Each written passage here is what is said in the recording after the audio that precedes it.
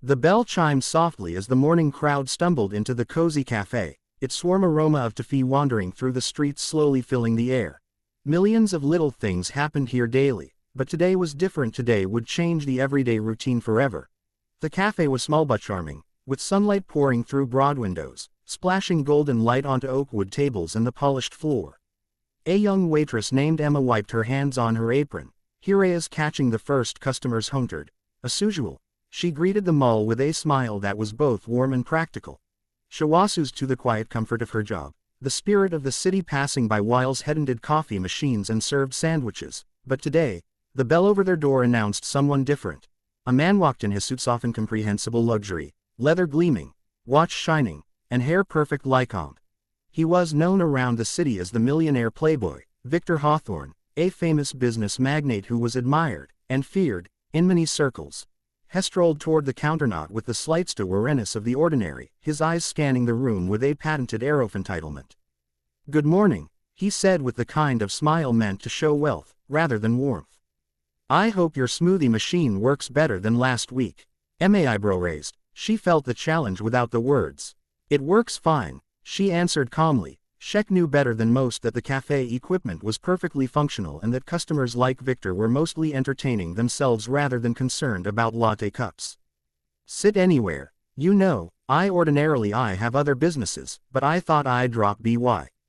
Hestin placed a handbag in the table and pulled out some ink that immediately caught Emma's eye. A glass puzzle, complex, interlocking, with hundreds of tiny metal pieces fitted in a whimsical pattern. It looked like one of Tseelit's The Internet, but real, and most likely expensive. He placed it to the center, rotating it and tilting it as if to the world to judge. "I've heard you're good with puzzles," he began, his voice smooth and full of confidence.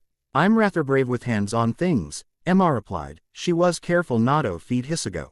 "Thisisto, I bet you can solve it." He grinned, his eyes dancing with challenge. 30 minutes, he continued, more for himself than she. Or maybe even longer. The waitress just smiled, rolled up her sleeves, and sat. The cafe quietly watched, some of the small regulars curious, others intrigued by the dramatic visitation of the billionaire and his puzzle challenge. She picked up the silver cold metal, studied the angles, the gaps, the slight scratches on the edges. Her hands moved with care, each twist and turn carefully considered. She was familiar with such tricks. In high school, she had spent hours on the brain teasers and mechanical puzzle her father used to occupy in her desk. Her concentration was total, blocking of the world around her. The first twist came easily, aligning one piece with another, then another, the entire construction process filling her mind with calm logic and pattern recognition. Victor watched it with an entertained smile, expecting struggle and surprise, ready to boast. "No, hurry," he said, leaning back. "Take your time." Emma leaned forward, her fingers danced across metal and wood, careful but quick. Victor felt this confidence shaking slightly. He was accustomed to be impressive, not bemused by a quiet sparkle of skill in a waitress. Her hands turned the right piece, shifted the left, and with a final click, the puzzle fell apart in her hands, smoothly, perfectly, without a flaw. Her head lifted slightly, eyes meeting Victor's. "Done." It was not a trick, not a game. She was serious, calm and unshaken. 30 seconds, he said, almost losing his voice. He had expected minute-long efforts, grunts, maybe embarrassed smiles from the challenger.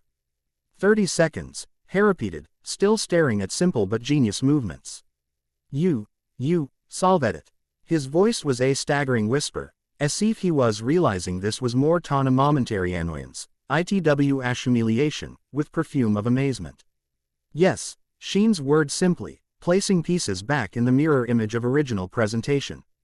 "I must go." Before he could respond, she stood, smoothly walked to the counter, and picked up her tray, serving the other customers as if nothing had happened. Victor sat frozen, the puzzle complete, his ego partially deflated, somehow intrigued. "Wait," heckled, but the words fell softly in the air. The crowd, initially curious, now watched this game between wealth and humility play out in real time. Hawasu's Tobine given attention, someone deferring, admiring, even fearful. Buther was an ordinary woman, calm, controlled, unafraid. Her presence was powerful, her skills quietly dazzling. Onda could not look away. He began asking questions, but not about himself, rather about her hands, her experience, her background. How do you know so quickly? Heasked. Part curious, part competitive. Practice, she answered, and the willingness to look carefully. It was the most ordinary answer, yet the most extraordinary for him. His mind was rewiring, thinking about things other than business, other than wealth, other than admiration. He had never considered learning from someone unassuming, never read humility as strength. As Emma cleaned tables, served coffee, explained apron wrinkles and orders without fuss, he watched, silent and absorbing more than just her skill. Her intelligence, calm logic, confidence, and an understated kindness stood out in the midst of morning chaos. He wondered if he had ever been challenged this way before, and if he had ignored it. Before he could react properly, she was gone, leaving only the remembrance of the moment and the completed puzzle on the table. He picked it up again, turning it over in his hands, seeing now the craftsmanship, and thinking about the woman who had walked away. She walked away, he muttered softly, without care, without fear, just walked away. Hisago was stung, but not in a hurt way, rather in a light that was curious and odd. I need to see that again, he thought, and decided to come back tomorrow, maybe the day after, maybe every day until she noticed him, but no. Because of the puzzle, because of her mind, her confidence, her presence. He had not felt challenged this way in a full long time. His world of boards, contracts, and meetings collapsed momentarily before her quiet prowess. Asha walked out, the bell chimed again, softly, her hair moving with her the wind, his hands clenching lightly at the notion that they had just experienced humility in his first real form of admiration. The cave settled back into normalcy, customers chatting, steam rising from coffee machines, but for the first time in their morning, the ordinary felt extraordinary. The story spread quickly among the regulars. Did you see the millionaire show off his puzzle? Yes, and the servant girl solved it instantly. Unbelievable. Victor himself returned next morning, hesitable 3, watching her move, serving, smiling softly. Hello game, he said, attempting to sound calm. Hello, she answered, without looking up.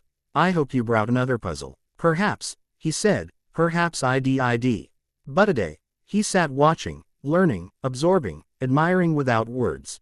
The cafe breathed around them, the morning light filling the space, the humble human interaction more valuable than any boardroom deal.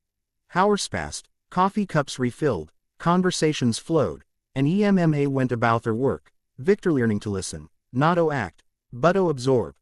He had found a respect that was not earned through money or no to rough strength, but through calm logic, skill, and grace. Without any dramatic gesture, she continued to serve, her eyes bright and focused, unaware of the impact she had on the millionaire in front of her. He looked around, noticing details she'd never bothered with before, the movement of her hands, the way she handled pressure, the patience in her eyes, Onda understood. The strength of a person was not measured in wealth but in presence. Hours passed like minutes, the day fading into sunlight softening through windows, and Victor found himself staying longer than necessary, learning quietly, admiring more than he had expected. The puzzle lay unthettable, solved, and forgotten, its lesson greater than his wealth, more valuable than an idol, reminding him that sometimes, the great twins come not through power, not through money, but through quiet human skill and presence. The cafe returned to normal, customers leaving, conversations ending, but for the millionaire and the waitress, a simple moment had become timeless, odd, unforgettable, and rich in a way that this money could never buy.